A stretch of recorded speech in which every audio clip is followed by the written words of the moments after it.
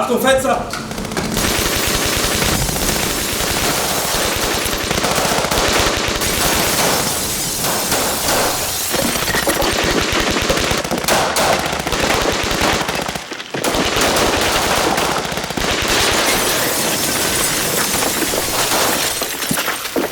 Das ist ein Dummy!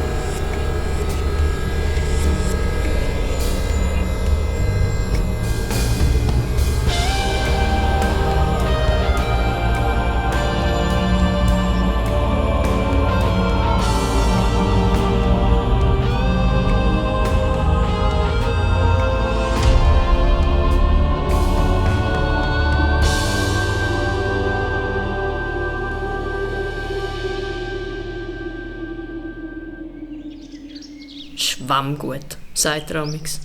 Wir lassen uns treiben wie Schwammgut. Der ist ja noch neidisch. Er gehört eben zu der Generation, die noch nicht genbereinigt ist.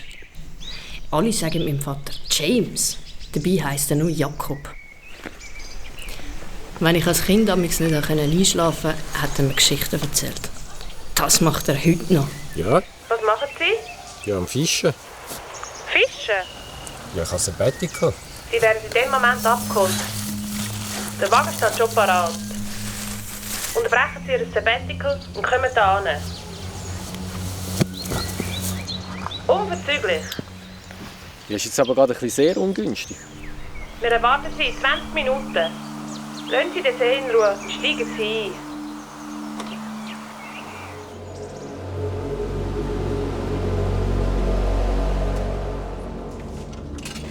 Bonus, wo stecken Sie so lange? Ist das Ihr neues Heimatli da? Werden Sie nicht frech? Die Zeiten vom Prunk sind vorbei. Das ist heute die beste Tarnung. Aha. Können Sie sich an die Bilder erinnern? Vor einem halben Jahr? Das Forschungsexperiment, das gescheitert ist. Defekt am Satellit, angeblich eine Panne. Seither ist das ganze Projekt gestoppt. Die Bilder sind von einer Sternwarte im Bündnerland. Politiker, Wissenschaftler und Geheimdienste aus aller Welt haben vor diesem Weltraumexperiment gewarnt. Und dennoch wurde gestartet, von China geleitet. Und ich habe es verpasst, weil ich zufällig genau an diesem Tag Terroristen jagen. Wo wir nicht weitergekommen sind, weil sie alle umgebracht haben. Aber Sie haben schon recht gehabt. Der ganze Horror war ein Ablenkungsmanöver. Die Frage ist zum Ablenken von was? Die Bilder hat uns die CIA vor 2 Tagen übermittelt. Dieselbe Strahlung. Mitten im Gebirge. So ein bisschen wie eine Miniaturausgabe vom LHC in Genf. LH what? Der Teilebeschleuniger da am CERN. Ah, LHC. Thermische Strahlung. Aufnahmen von einem CIA-Satellit. Aber wieso schickt die CIA die Bilder von dem chinesischen Berg ausgerechnet an uns? Das ist nicht China. Berner Alpen. Das ist mitten im Mönch. Ein bisschen grösser hätten sie die Monitore schon machen können. Ja, die Zeiten vom Prunk sind vorbei. Für den Bau der Jungfraubahnen hat es Ende des 19. Jahrhunderts jene Pläne gegeben. Es ist nicht ausgeschlossen, dass dort Bohrungen stattgefunden haben, die heute kaum mehr bekannt sind. Die Frage ist, wo ist der Eingang zu dem Käse? Was immer die zusammenbrauen, es ist nichts Gutes. Sie suchen nur einen Wissenschaftler, den Colin Bradman. Ein Koryphäe auf dem Gebiet der Tieftemperaturetechnik. Angeblich sind 4 Monate verschwunden. Und etwa zur gleichen Zeit ist ein deutscher Wissenschaftler in den Ferien in den Philippinen bei einem Tauchgang vertrunken. Der Professor Anton Himmelbusch. Der berühmte Kernphysiker. Die Umstände von seinem tödlichen Unfall sind bis heute ungeklärt. Himmelbusch und Bradman sind beide beim Bau des ALMA-Teleskop in der Atacama beteiligt und haben beide am CERN gearbeitet. Der Himmelbusch hat einen Wohnsitz in der Nähe von Genf gehabt. Und seine 2 Töchter sind in der Ostschweiz aufgewachsen. Und einer von seinen engsten Freunden lebt ebenfalls in der Deutschschweiz. Maximilian Germann, ein ehemaliger Physikprofessor. Nach seiner Emeritierung hat er sich zurückgezogen und in den meisten Fällen findet man ihn auf seinem Motorboot auf dem Zürichsee. Die CIA vermutet einen Zusammenhang mit dem Phänomen in unseren Alpen. Er verdächtigt die Chinesen. Und die chinesische Botschaft in Bern will wissen, ob es in München noch militärische Anlagen aus der Zeit des Redui gibt. Ist das alles? Es hat zu viel Geheimdienstaktivität in diesem Land. Hacker, die wir schon lange auf dem Radar haben, sind untergetaucht. Und morgen um 5 Uhr gibt Frau Dr. Kunder aus Bern an der ETH Zürich einen Vortrag. Amtierende Präsidentin vom Schweizerischen Wissenschafts- und Innovationsrat in Bern hat den Himmelbusch persönlich gekannt. Kuh erwartet sie beim Sonnengärtli. Sonnengärtchen? Gerade da oben nebendran. Ich muss wissen, was in diesem Berg ist, wer dahinter steckt und vor allem, was es für uns bedeutet. Wenn es nur das ist. Bonus Salon. Er kann ja nur allein. Ich behalte sie genau im Auge, 1291. Oh, ein Strickleiter. Und wann gehen wir ins Sonnengärtli? Das bleibt unser Geheimnis. Aber kannst du mir herausfinden, wo die Himmelbusch-Töchter wohnen? Ja, gern. Oder Himmelbett. Das kommt später. Aber James, pass auf dich auf.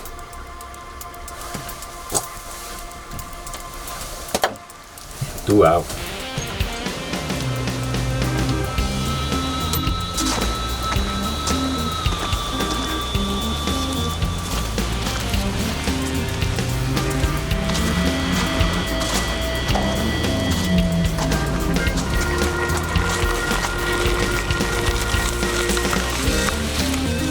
Ah, 1291. Gut Treffer gewesen. Cool, immer eine Freude. Oder ein paar Sachen für Sie. Da geht's Sonnenlicht. Da drin ist Ihre neue Uhr. Neueste Nahtechnologie. Hochauflösende holographische Anzeige. Eine ausfahrbare, laserbasierte Kreissage. Sehr scharf und eine hochfrequente Multischichtkamera. Und das alles ist mit Ihrem Auto voll synchronisiert. Dort drinnen hat es noch ein Notfallhandy. Aber passen Sie auf, wenn Sie die letzte Nachricht abrufen, zuerst die Sterntaste drücken. Hochexplosiv. Hören Sie mir überhaupt zu? Immer, immer. Für was erkläre ich das alles? Das ist auch noch für Sie. Einzelanfertigung, Präzisionswaffe. Das da ist mein neues Auto. Nein, das ist mein Auto. Jeder steht da hin. Klein, aber ganz praktisch.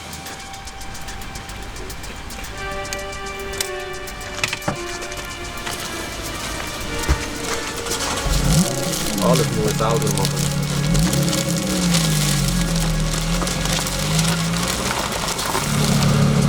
Jetzt. Unfallfrei fahren ist nicht so Ihr Ding.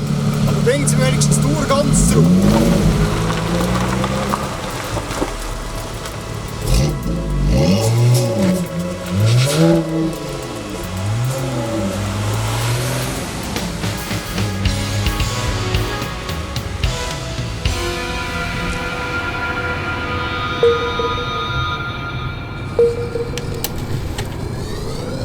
Die beiden Himmelbusch-Töchter, Sandra und Verena, die wohnen zusammen in einem Haus in Rümlang. Die Verena, die Jüngere, die ist vor ein paar Tagen in die Privatklinik in Winterthur eingewiesen worden. Und weiter? Was genau dort machen, konnte ich auch nicht herausfinden. Irgendwelche Fantasien? Ach, James.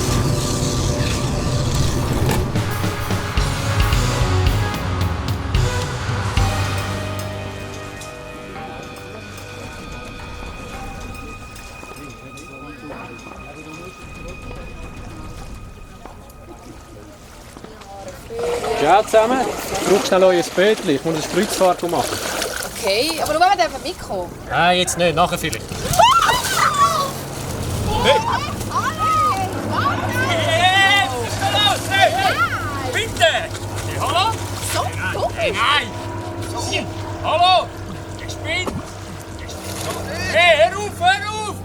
Hey, warte eigentlich noch! Der bleibt hier, da, bis hier!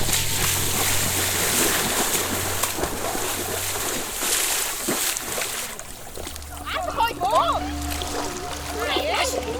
Spinnt doch!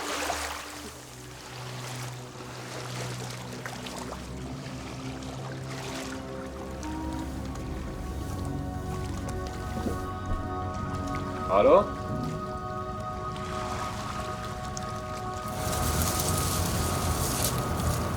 My positive.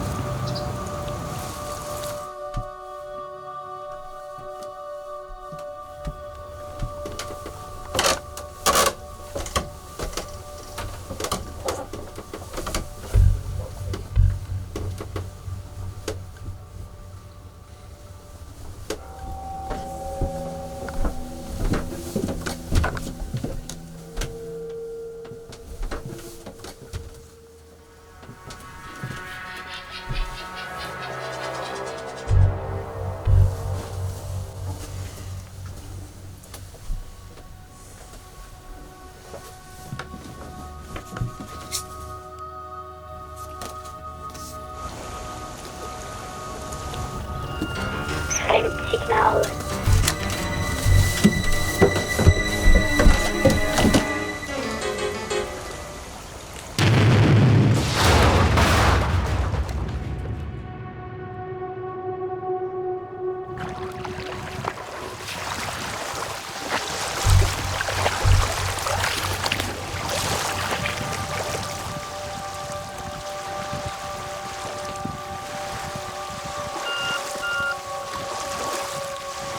Schon 91. Wo sind Sie? Der German ist tot. Jemand will Spuren verwischen. Oder jemand, der etwas sucht. Was tönt das so? Sind Sie in der Badwanne? Am Rudern. Rudern?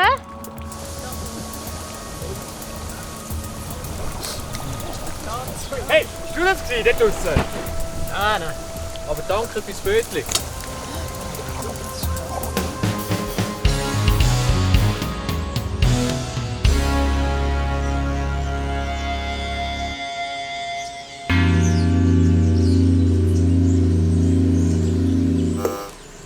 Wer ist da?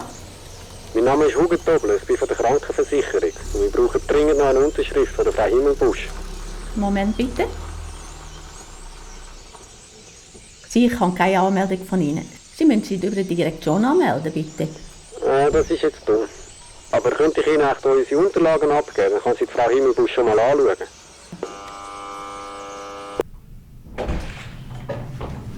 Grüezi wohl. Grüezi. Hugo Tobler. Ja, Ihre Unterlagen. Jetzt haben Sie mich gerade überrumpelt. Die muss ich im Auto holen. Aber haben Sie echt das WC? Ja, gerade da. Danke vielmals. Ja.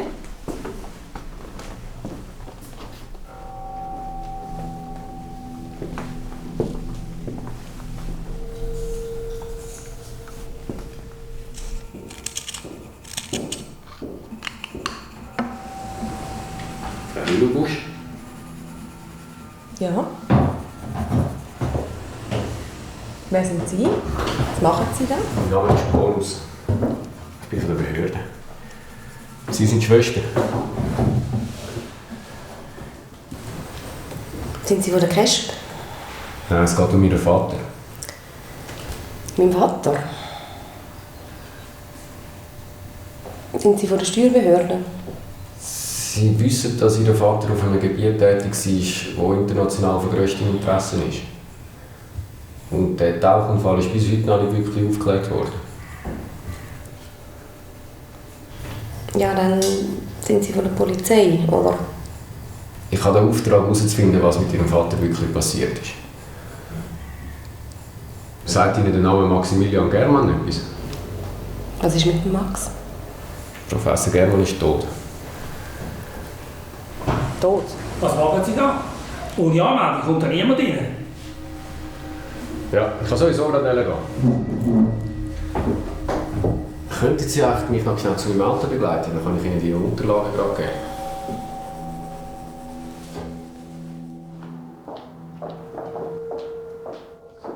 Zuerst Ihr Vater und jetzt sein Freund. Das ist ein bisschen viel Zufall, oder?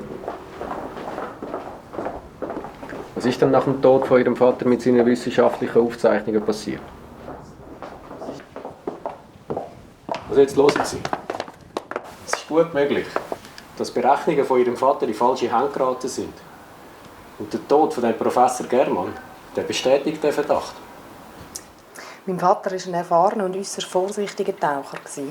Und das mit dem Unfall ist mir von Anfang an suspekt vorgekommen. Ich habe keine Ahnung, was da gespielt wird. Und ich weiss überhaupt nicht, wem ich trauen kann.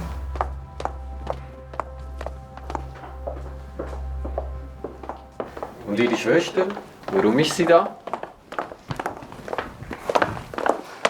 Sie ist bei dem Spezialist hier in Behandlung. Man meint, sie können vielleicht doch noch lernen reden. Sie kann gar nicht reden. Ja, nur wenn sie in absolut vertrauter Umgebung ist. Aber seit dem Tod von Papi hat sie jetzt nie mehr etwas gesagt.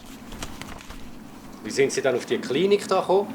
Ja, eben die Frau von der Kesp, die ist einmal in unserer Wohnung gestanden und hat gemeint, Vreni müsse hier in Behandlung. Soll ich mit dem? Sagen Sie einfach, es seien Versicherungsunterlagen. Wie heisst denn die Frau? Kellenberger, aber jetzt muss ich gehen. Einen Moment.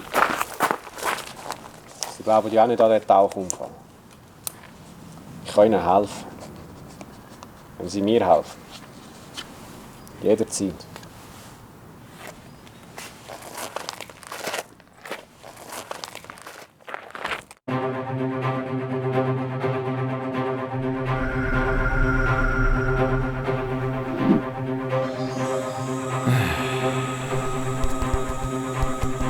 Der alte Sack.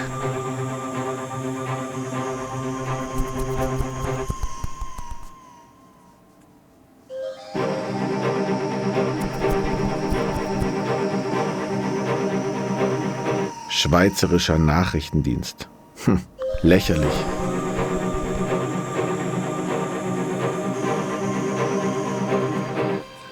Oh, da habe ich etwas Spezielles.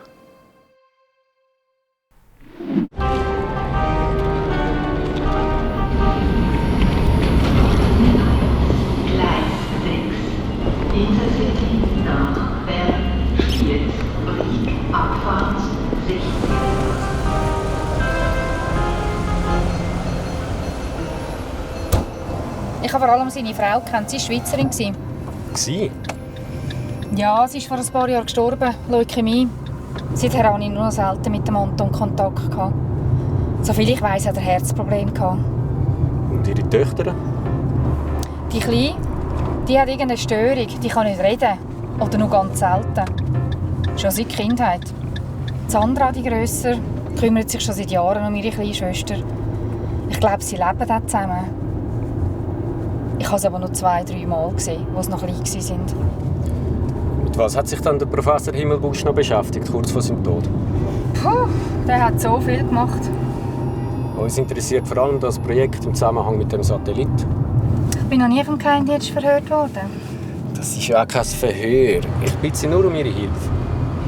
Ich weiss nur, dass die Raumfahrtgeschichte weitgehend geheim war. Grundlagenforschung im Zusammenhang mit schwarzer Strahlung. Weiter? Soviel mir bekannt ist, sind bis heute noch keine Ergebnisse publiziert worden. Und wegen irgendeiner Panne mit dem Satellit ist das ganze Unterfangen auf Eis gelegt worden.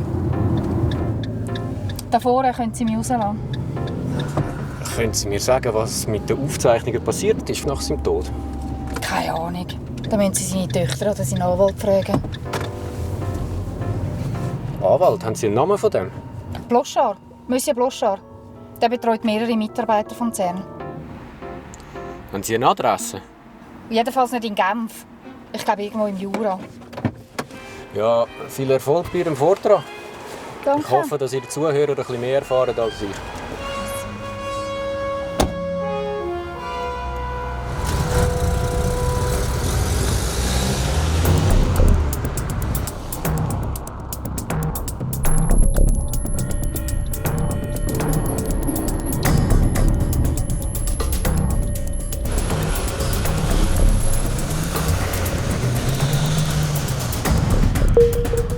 Am Mönch sind unsere Gebirgsgrenadiere im Einsatz. Sie suchen den Zugang, aber wenn man nicht einmal weiss, mit wem man es zu tun hat und was sie vorhaben, ist das mehr als riskant. Hören Sie 1291.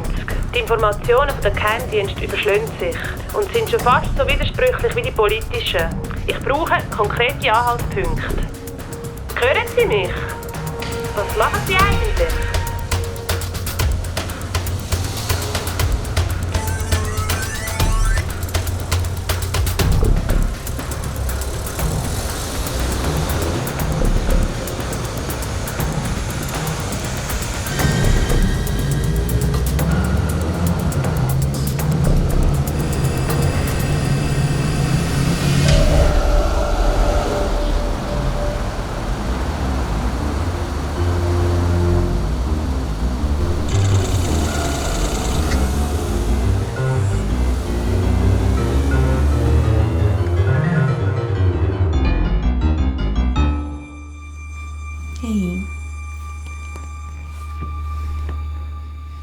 Du musst keine Angst haben von diesen Leuten. Weißt du, wir gehen ganz bald wieder heim.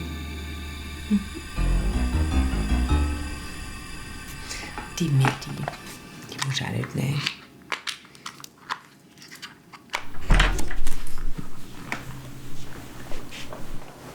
Bist du nicht langsam ein bisschen zu alt zum UFOs suchen?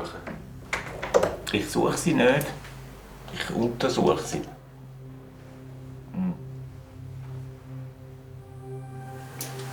Ja und? Hast du zufällig mal eins gefunden? Zufällig? Ich bin nicht vom Geheimdienst. Ich arbeite systematisch. Und du weißt etwas über die Strahlung? Nein. Aber zufällig bin ich über das gestolpert. Nichts, was mich damals so speziell interessiert hat. Aber ich denke, das wäre etwas für euch. Ich will gar nicht wissen, wie du an die Bilder gekommen bist. Aber die Aufnahmen kenne ich. Entscheidend ist das, was von unten links kommt.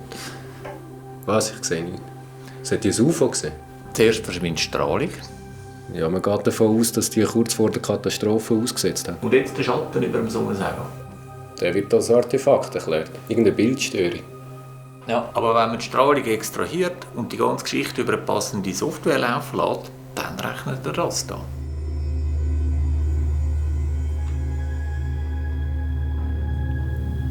Das ist jetzt aber ein bisschen viel Computeranimation. Ja. Aber das Ding hat der Computer definitiv nicht erfunden. Und ich bin sicher nicht der Einzige, der auf das kann. Ja, aber das ist doch absurd. Wer sollte auf so eine Idee kommen? Ja, du bist vom Geheimdienst. Die haben schwarze Löcher rumgebastelt dort draussen. Und es geht weiter. Aber warum gerade in der Schweiz? Ja, damit du etwas zu tun hast. Du wirst noch froh sein, wenn die außerirdische Intelligenz endlich bei uns ankommt. Sagt ihr, hat so etwas? Hat so. Das sind keine Außerirdische, das sind Schweizer Hacker. Ein paar von denen sind im August plötzlich untertaucht. Das ist nicht mein Gebiet. Und mindestens einer soll sich internationalen Namen gemacht haben. Ich kann mich ein bisschen umhören, aber es sind trotzdem Amateure. Wie meinst du das? Sagen wir es mal so. Wenn kleine Hacker den grossen Hacker auf die Spur kommen, dann ist definitiv ein Grund zum Untertauchen.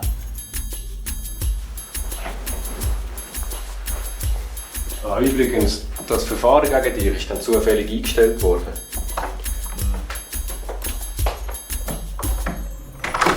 Die können von überall aus agieren. Eigentlich von der ganzen Welt. Sie wissen ja am besten, wie viele Leute wir zur Verfügung haben. Wir sind handgebunden. Herr Nationaler Gübeli. Und Chinesen machen Druck. Natürlich machen die Druck. Aber China ist das Land, das das Scheiß-Experiment gestartet hat. Entschuldigung. Wir warten auf Ihre Ergebnisse. Ich habe doch gewusst, dass ich in die Hose mache. Peking. Hatzo benutzt das Schliessfach am Stadelhofen. Können Sie das Schliessfach sofort überwachen? Ja. Ich verstehe doch die nicht. 他们的指挥中心在瑞士是吧？ Was wollen Sie? 您说在北京的瑞士大使馆吗？ Katalin Levi, ungarisch-israelischer Abstammung, Ausbildung Mossad, Antiterroreinheit, kurze Zeit beim CIA, dann vor 6 Jahren angeblich vom Dienst entbunden. Und wo ist das Objekt? Der Wagen steht so seit Stunden im City Parkhaus.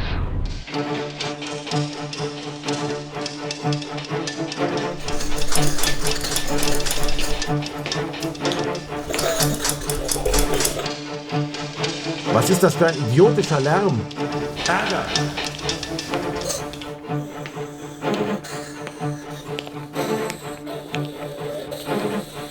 Wir stehen auch unter Zeitdruck.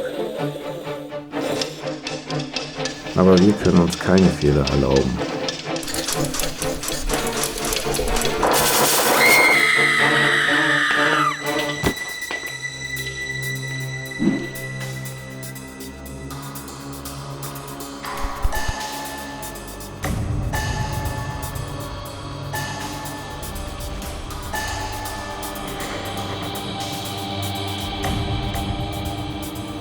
Ja, du und deine Herren Forscher.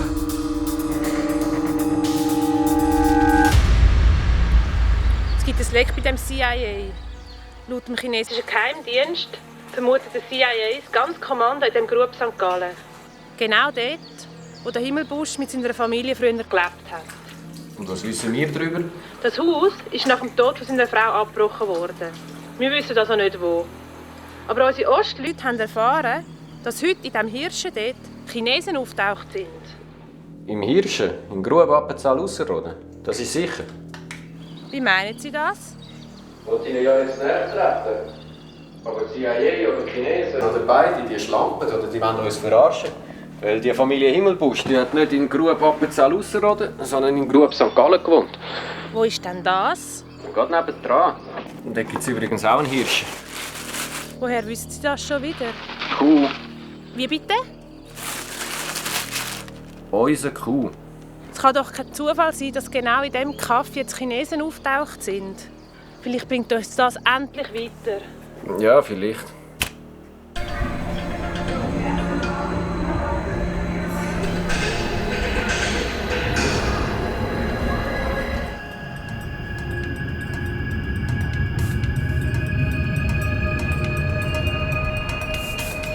Aktivität am Stadelhofen. Schlussfach 19.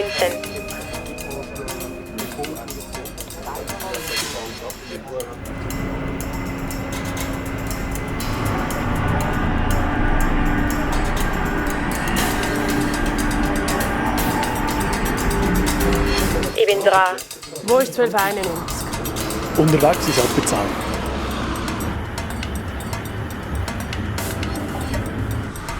Neues Silo.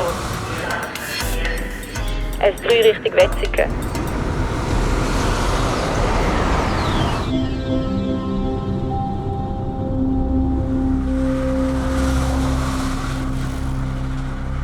Bis zu diesen Mauern hatte ich ihn. Nachher ist er spurlos verschwunden.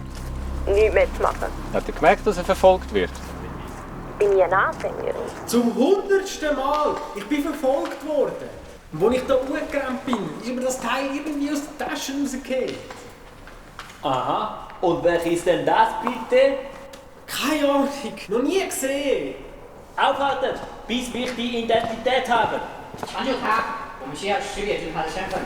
Was ist denn in diesen Mauern? Keine Ahnung. Vielleicht hat er dort jemanden getroffen, der scharf ist auf seinen Hack.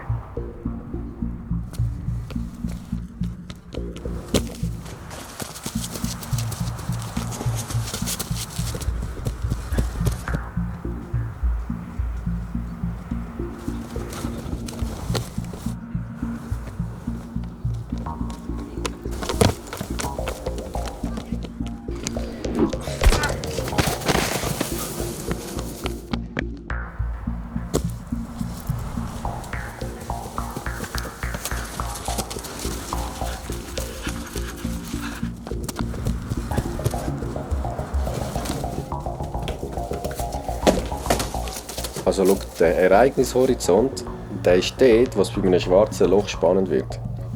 Innerhalb von diesem Bereich gibt es keine Zentrine mehr. Und genau da kommen am Anton Himmelbusch seine Berechnungen ins Spiel. Unter anderem hat er dargelegt, dass beim Zerfall von einem kleinen, elektrisch geladenen und rotierenden schwarzen Loch der Ereignishorizont völlig andere Dimensionen kann annehmen kann, als man bisher berechnet hat.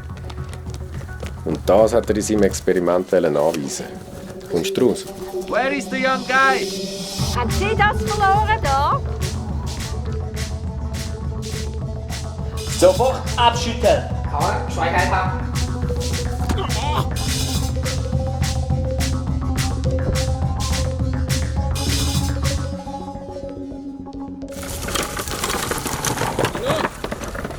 Die haben gesagt, sie haben etwas gefunden. Das gehört mir. Da sind meine Naturaufnahmen drauf. Ja, ich habe jemanden gesehen, dort raufrennen, der etwas verloren hat. Super, danke vielmals. Ui, was haben Sie da gemacht? Ja, ein Hund hat mich gebissen. Aber ist nicht so schlimm. Da oben, wo ich am Suchen war, ist der Führer gekommen, der ihn streicheln wollte, hat mich einfach gebissen. Ich habe also auch schon bessere Geschichten gehört.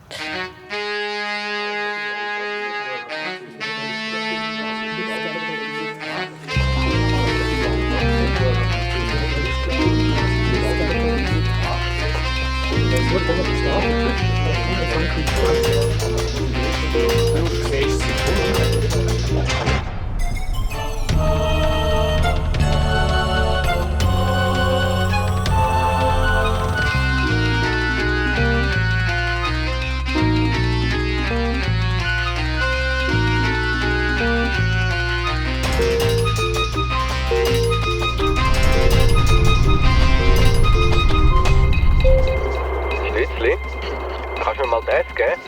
Sie ist im Wohnbett, aber sie telefoniert gerade mit Bern. Aha. Ach, James, es ist alles so feucht da. Das klingt ja vielversprechend. Wüstling. Wo genau ist der Laden von dem Bloschar?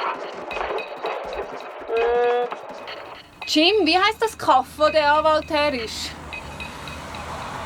Mount Fuck on.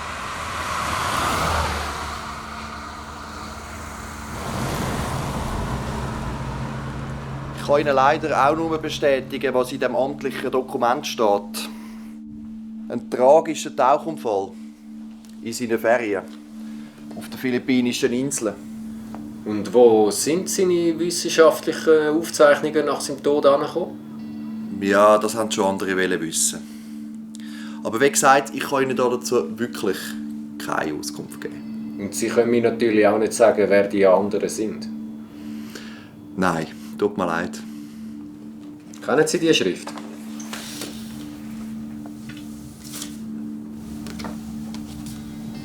Das ist eindeutig die Handschrift von Professor Himmelbusch. Aber woher haben Sie die Karte? Also gemäss Ihrem amtlichen Dokument da ist der Unfall am 8. Juli passiert. Aber Entschuldigung, nicht einmal ein Genie kann Postkarte schreiben, wenn es schon über einen Monat tot ist. Das ist wirklich seltsam. Aber Sie verstehen schon, ich bin in diesem Fall ganz speziell als Anwaltsgeheimnis gebunden. Ja, natürlich.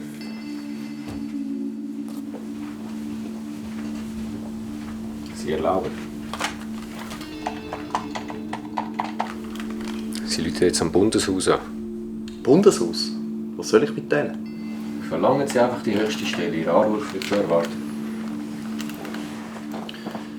Da ist Maître Bloschard. Verbinden Sie mich bitte mit...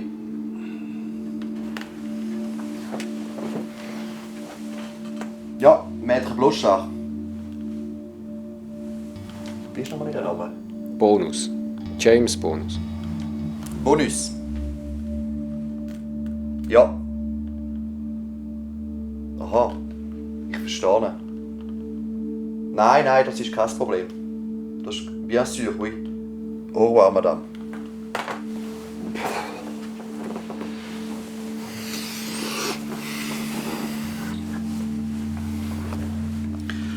Hören Sie, ich kenne den Anton Himmelbusch seit vielen Jahren. Und ich glaube, ich darf sagen, ich bin für ihn und seine ganze Familie immer mehr als einfach nur ein Anwalt gewesen. Und ich sage Ihnen jetzt, nach dem Tod von meinem Mandant sind sämtliche Forschungsdaten und wissenschaftlichen Aufzeichnungen eben dem Max Germann übertragen worden. Und was ist mit dem CERN? Ja, klar. Ich meine, soweit der Code bekannt ist, sind die Daten natürlich auch am CERN zugänglich, ja. Und weiter? Was weiter? Der Code. Maître Bloschard, ich brauche den Code. Oder müssen wir noch mal telefonieren? Lassen Sie selber da unten.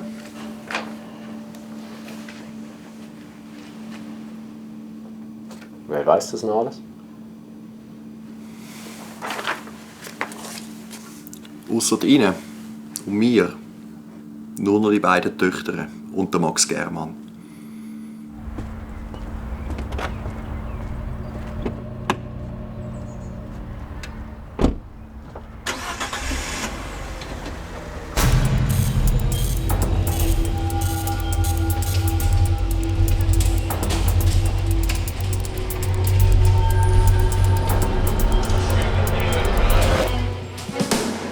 keine Reaktionskontrolle ohne Code. Fahrt weiter mit dem Test.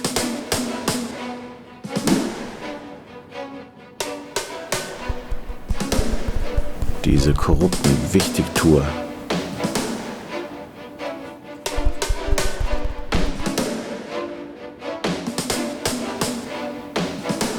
Das Professorchen wollte uns verscheißern.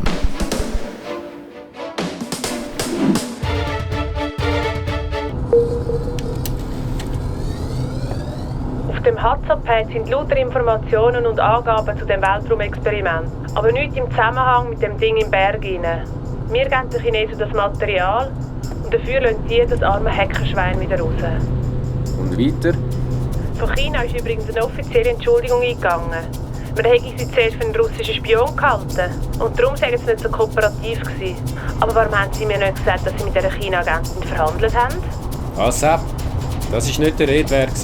Und was ist mit dem Anwalt? Der Professor Himmelbusch hat offensichtlich all seine Berechnungen kodiert. Und der Code basiert auf einem Text, den seine jüngste Tochter ihm mal geschenkt hat. Die kann nicht reden. Ja, oder nur selten. Wo ist denn der Text? Der Bloschar lügt natürlich wie gedruckt. Aber ich glaube nicht, dass er den Text kennt. Und so wie es aussieht, hat ihn auch der German nicht gekannt. Oder nicht wollen sagen.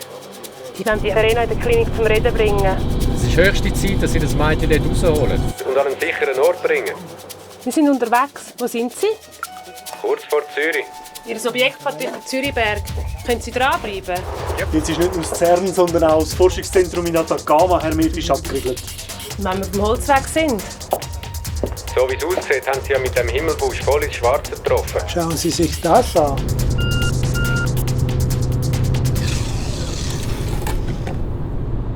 Meine Schwester wird jetzt gerade verleiht und man sagt mir überhaupt nicht wahr. Ich habe unseren Leuten den Auftrag gegeben, sie sollen ihre Schwester an einen sicheren Ort bringen. Aber wir müssen dringend miteinander reden. Wo sind sie jetzt? Warum lügen Sie mich an? Wieso anlügen? Sie haben mir nicht gesagt, dass Sie mit dieser Frau zusammen arbeiten. Welche Frau? Sandra. Sandra, wo sind Sie jetzt?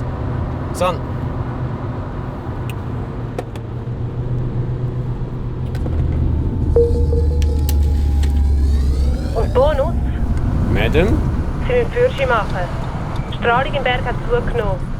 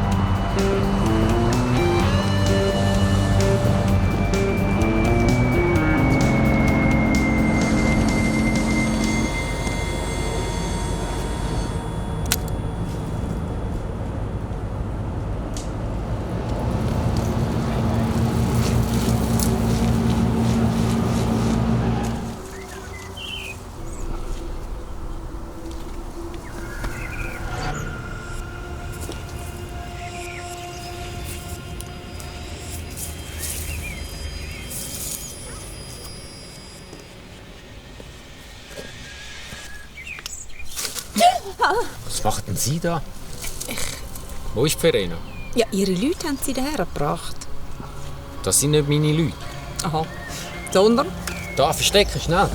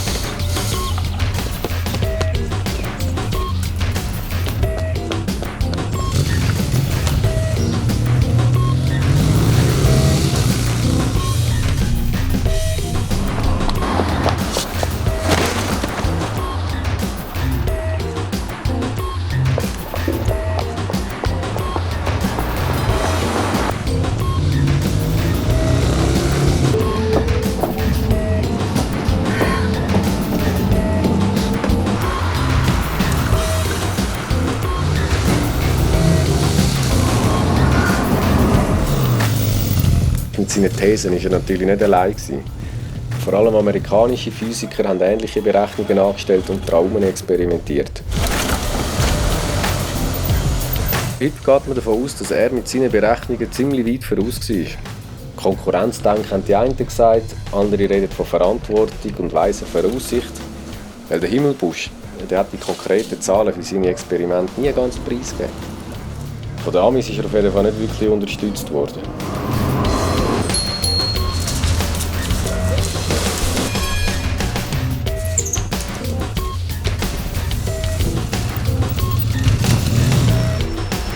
Darum hat er dann auf dieser Insel Hainan zusammen mit seinem Kumpel German längere Zeit mit den Chinesen zusammen weitergeforscht.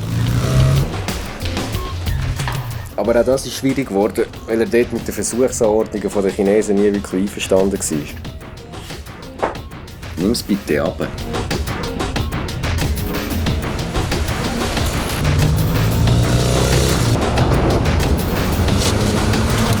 Jetzt steigen sie da auf, aber schnell!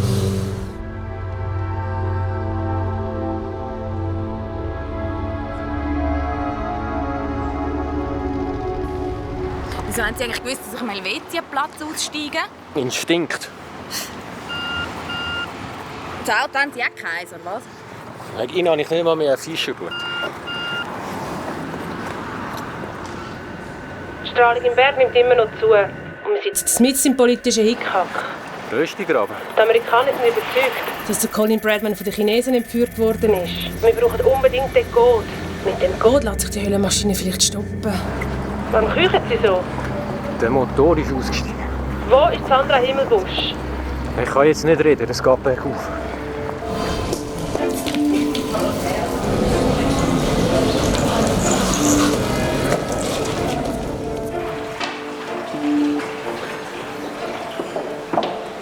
Guten Tag, Herr Bonus. Grüezi wohl. Oh, sind Sie verletzt?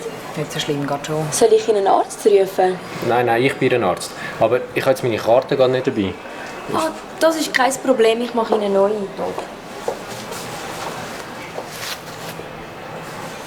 Was ich alles für Schönheiten auflese heute. Merci. Das ist für Sie.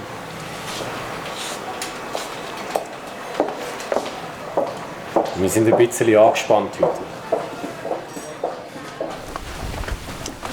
Das ist aber der 3. Stock. Ich habe 2 Zimmer. Von dem weiss niemand etwas.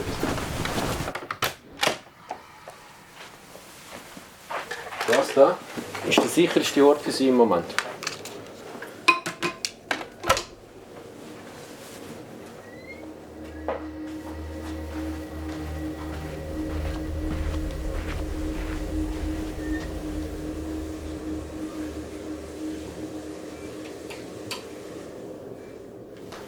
So, jetzt sitzen Sie mal da hin.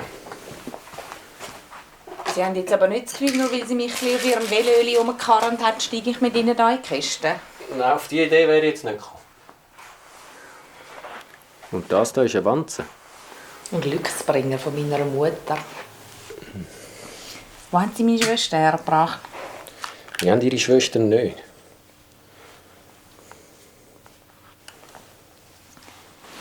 Nehmen Sie mal still. Wenn Ihnen irgendetwas passiert. Ich muss wissen, auf welcher Seite Sie stehen. Ja, ich muss wissen, wo meine Schwester ist. Und was ist mit dem Code? Und welcher Code? Was ist das für ein Text, den Ihre Schwester dem Vater geschenkt hat? Ich weiss doch nicht, was meine Schwester unserem Vater im Vertrauen erzählt hat.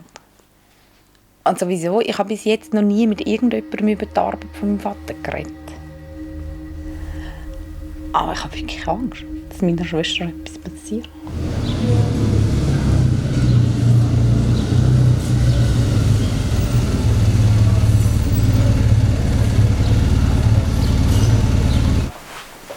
Was machen Sie jetzt? Woher gehen Sie? Ich gehe jetzt Ihre Schwester suchen. Und Sie bleiben schön da. Kommt überhaupt nicht in Frage.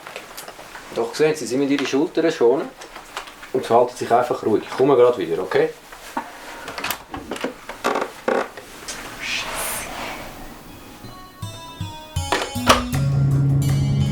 Der Tauchunfall vom Himmelbusch war ein Fake. Der chinesische Geheimdienst geht davon aus, dass er entführt oder erpresst worden ist, um an die Berechnungen dieser Höhlenmaschine heranzukommen. Was sagt Ihnen J oder J? Die Typen tragen das Amulett um den Hals mit dem Buchstaben J. Ich lasse es überprüfen. Wir verfolgen jede Spur. Wir sind einfach immer 2 Schritte hinten drin. Ab sofort arbeiten sie mit 1315 zusammen. Sie ist einer unserer besten Agenten. Er hat Kontakt zu einem CIA-Mann. Es geht um den Ort, wo das Kommando ist. Sie glauben immer noch, der CIA schafft mit uns zusammen? Sie trauen niemandem. Aber dem Himmelbuschfrüchtli, das mit allem Wasser gewaschen ist, dem fressen sie aus der Hand.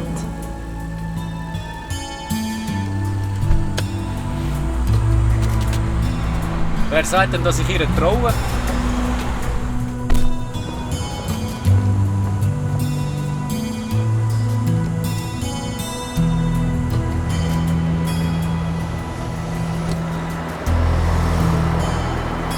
Sie wissen, wo Sandra steckt. Da geht es um mehr als ihren Männerstolz. Ja, um Löcher.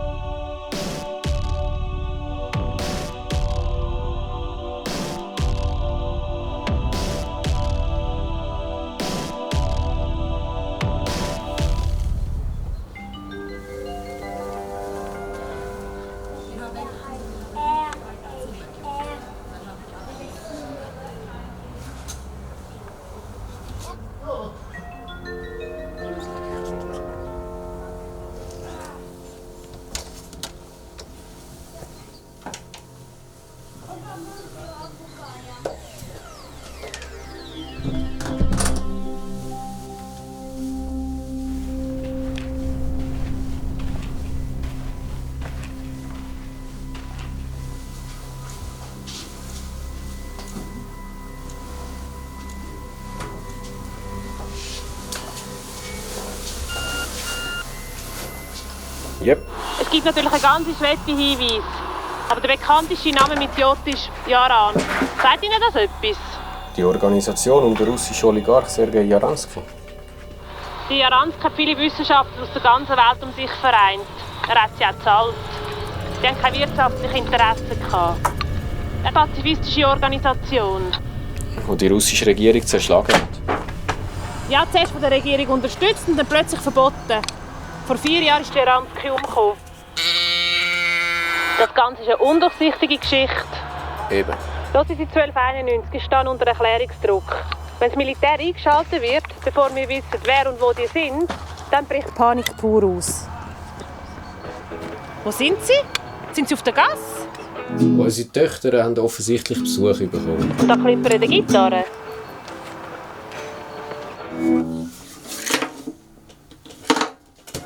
Bonus, wir werden an der Nase herumgeführt. Aber nur, wenn wir uns an der Nase herumführen lassen. In dem Moment ist Verena Himmelbusch aufgegriffen worden. Im Botanischen Garten in Zürich. Sie ist gesund, aber verstört. Offensichtlich haben sie bekommen, was sie wollen. Bonus? 1291?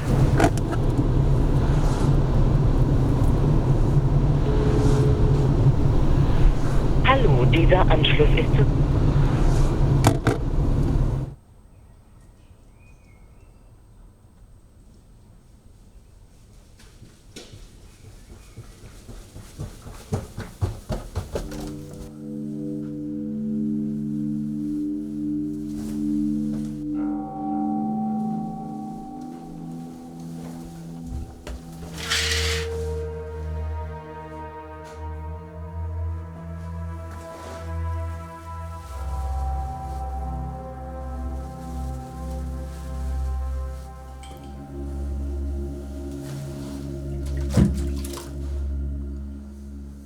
Die beteiligten Wissenschaftler von Jaran haben es als ihre menschliche Pflicht bezeichnet, politisch aktiv zu werden.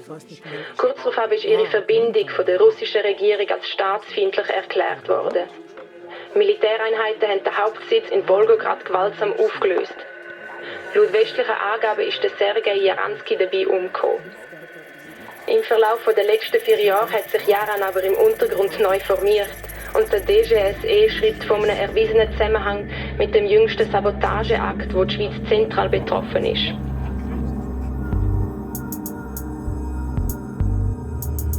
Auch in der Schweiz hat es einflussreiche Leute gegeben, die mit Janan zu tun hatten. Und die sind uns natürlich voll in den Rücken gefallen. Es ist kein Zufall, dass fast alle Medien den Verdacht auf Janan als haltlos abgetan haben.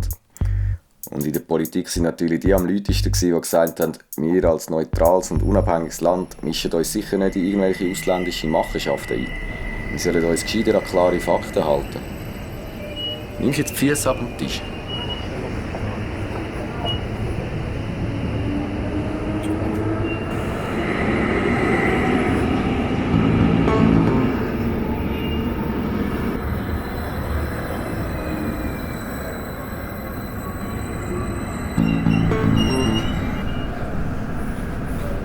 Wo ist das Himmelfahrtskommando? Verstehen Sie kein Deutsch?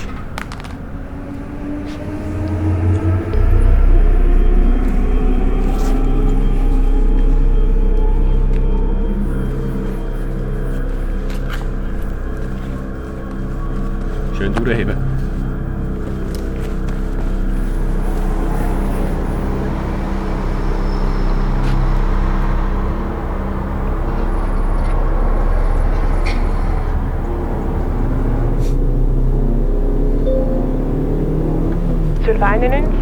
Können Sie sich um meinen neuen Freund kümmern? Der friert auf seinem Bänkli. Ein Giftpfeil.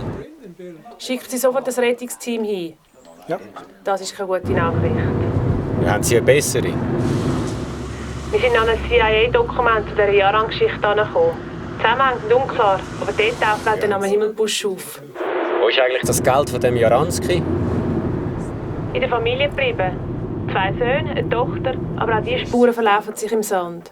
Wo sind sie? Ein Besuch bei der KESB. Sie werden von allen Seiten beschattet. Aha. Und die schlechte Nachricht, wir müssen die Grenadier wieder abziehen. Die Experten haben Alarm geschlagen mit dieser Strahlung in Münch.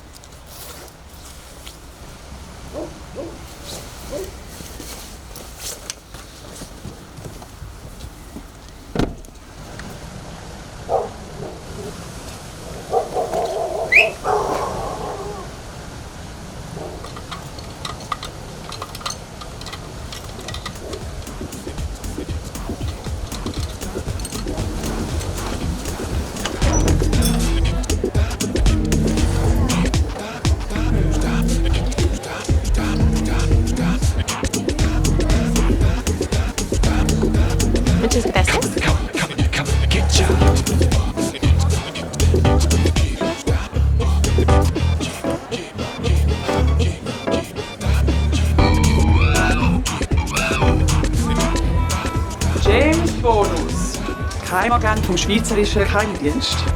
Herr Kellenberger, ich habe gar nicht gewusst, dass bei der KESB so attraktive Leute arbeiten. CIA.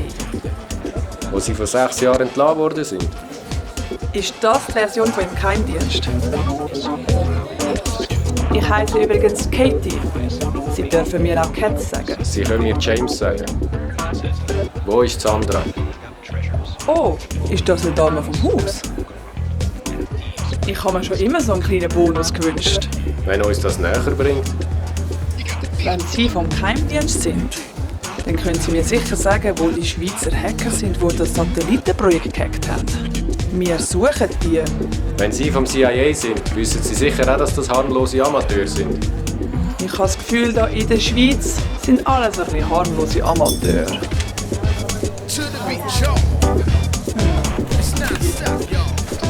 Ich habe den Code. Wo ist Sandra Himmelbusch? Die Chinesen sind hinter ihr her. Wir haben sie in Sicherheit gebracht. Sie geben mir den Code, ich bringe sie zu der Sandra.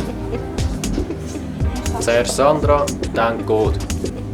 Und warum sollte ich ihnen trauen? Schweizer Ehrenwort.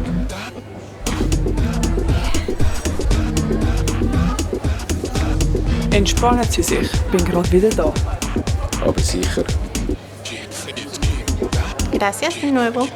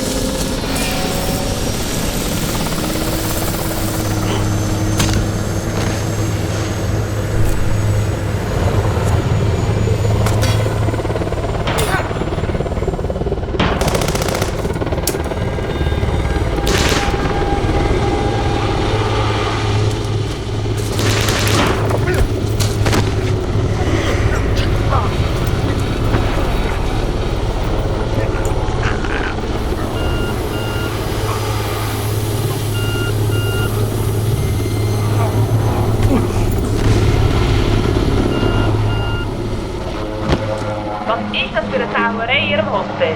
Haben Sie das so hergerichtet? Bonus! Ich rede mit Ihnen.